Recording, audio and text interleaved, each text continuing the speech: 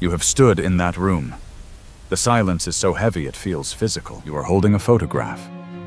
The edges worn from your thumbs, tracing the face of someone who is gone. You whisper their name into the empty air.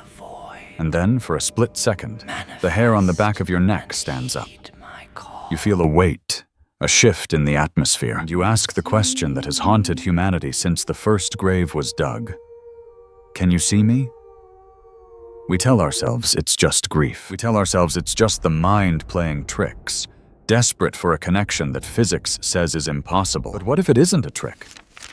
What if that sensation of being watched is actually a biological reaction to a spiritual reality? What if the wall between you and the dead isn't a concrete barrier, but a one-way mirror? Enter Saint Faustina Kowalska. To the history books, she was a humble, uneducated Polish nun in the 1930s. But to the spiritual world, she was a lightning rod. She didn't just pray, she documented a verified, mystical interface with the afterlife. Her diary, Divine Mercy in My Soul, isn't just a journal. It is a terrifying and beautiful dossier on what happens the moment your heart stops beating. She claims to have peeled back the veil, and what she found there changes everything about how you should live your life today. Because according to her visions, the dead are not gone. They are not asleep, and they know much more about your secrets, your tears, and your triumphs than you ever dared to imagine. We need to talk about what she actually saw, stripping away the internet myths and the comfortable fairy tales to confront the raw, stunning reality of what your family sees from the other side. But to understand the mechanics of this vision, you have to understand the ecosystem they live in. The church calls it the communion of saints, but that term sounds too polite, too static. Think of it instead as a cosmic, living organism. A three-tiered empire that spans dimensions. Down here, in the mud and the noise, is the church militant. That's us. We are the soldiers in the trenches, fighting the entropy of sin and time. Then, there is the church triumphant, the victors standing in the winner's circle of heaven, bathed in the absolute reality of God. But between the trench and the trophy, there is the third state, the church suffering. This is purgatory. Forget the cartoons. Purgatory isn't hell light. It isn't a waiting room with bad magazines. Faustina describes it as a place of intense, blinding reality. It is a hospital for the soul where the medicine is fire. But it is a fire of love, not hatred. Imagine the feeling of waking up after a surgery, the pain of the incision mixing with the relief of survival. That is purgatory. These souls are saved. They made the team. But they aren't ready for the stadium lights yet. They need to be scrubbed clean of the rust and grime they collected on Earth. And this is where the connection to us becomes critical, because they are paralyzed. They can love, they can long for God, but they cannot help themselves. They are beggars for our attention. Faustina didn't just theorize about this. She went there. One night, she was taken by her guardian angel into a misty, nebulous realm filled with fire. She saw a crowd of souls. They weren't screaming in anger. They were praying with an intensity we can't comprehend, but their prayers fell silent for themselves. They had no currency left to spend. Faustina asked them, point blank, "What is your greatest pain?" They didn't say fire. They didn't say darkness. They answered with one voice, "We long for God." Imagine being dehydrated in a desert and seeing a glass of ice water just out of reach. That physical thirst is nothing compared to the ontological thirst these souls feel for their Creator. They see the truth now, and the separation burns. But here is the twist. They aren't isolated in solitary confinement. They are hyper-aware of the church militant, of us. Faustina recorded multiple instances where deceased sisters from her own order would manifest to her. They wouldn't just float by. They would grab her attention. One soul appeared engulfed in flames, her face twisted in the agony of purification. She didn't speak. Her very presence was a beg for help. Faustina didn't ask questions. She dropped to her knees, she prayed. She offered her own discomforts as payment for this soul's debt. Sometime later, that same soul returned, but the fire was gone. The agony was replaced by a radiant, unearthly light. The soul told Faustina that the debt was paid, that she was moving on to the beatific vision. This confirms a staggering mechanic of the universe. Your actions here, in your living room, in your car, in the quiet of a church, have a direct teleportation effect on the suffering of the dead. You hold the keys to their handcuffs. Now we have to address the internet rumors. If you scroll through YouTube or TikTok, you will hear stories that Faustina saw golden threads connecting our hearts to the dead, or that she saw the soul's faces blooming like flowers when we pray. Let's be precise.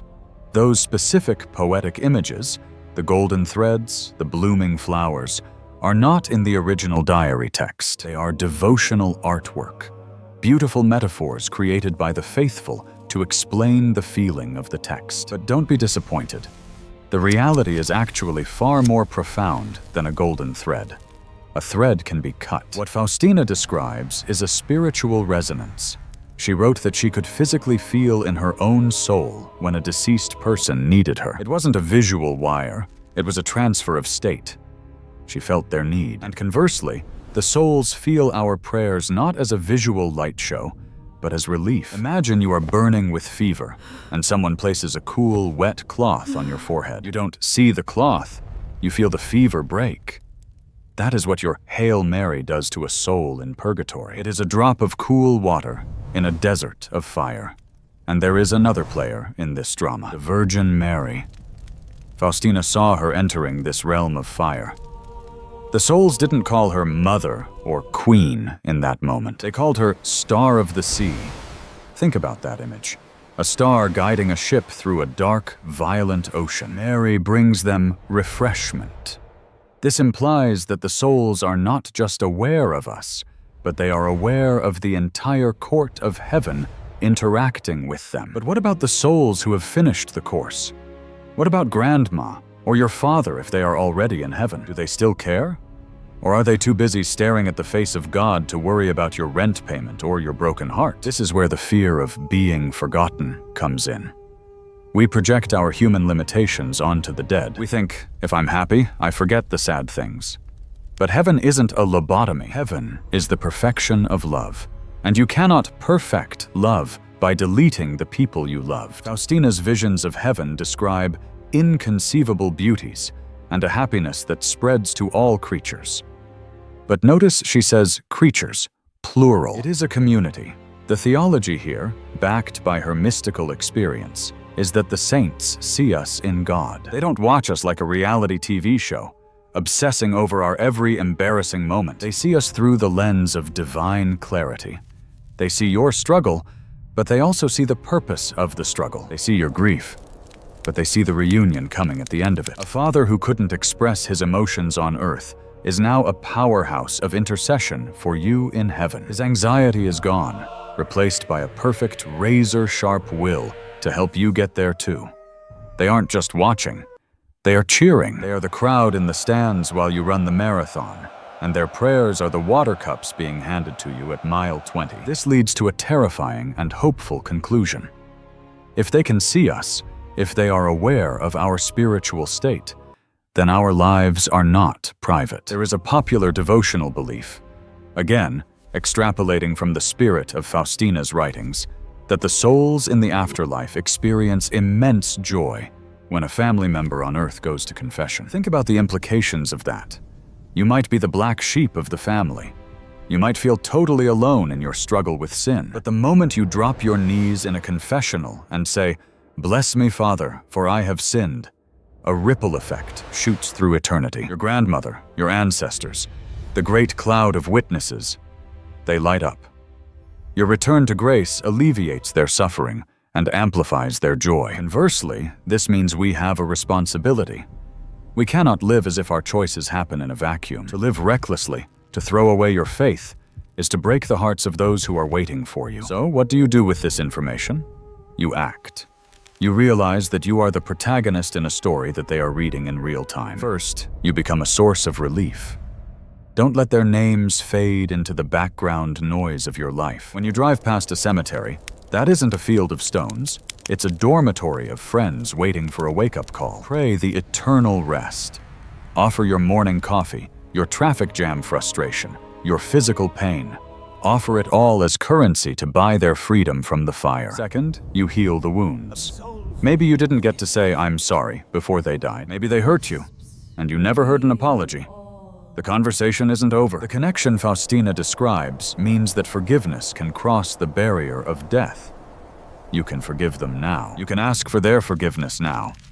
And in the economy of God's mercy, that transaction clears. The veil is thin. It is gossamer thin. The silence in the room isn't empty. It is pregnant with presence. They are not gone. They have simply moved to the high ground, and they are looking back, waiting for you to climb up and join them. So the next time you look at that photograph and whisper, "Are you here?" know the answer. They are, and they are waiting for your prayer.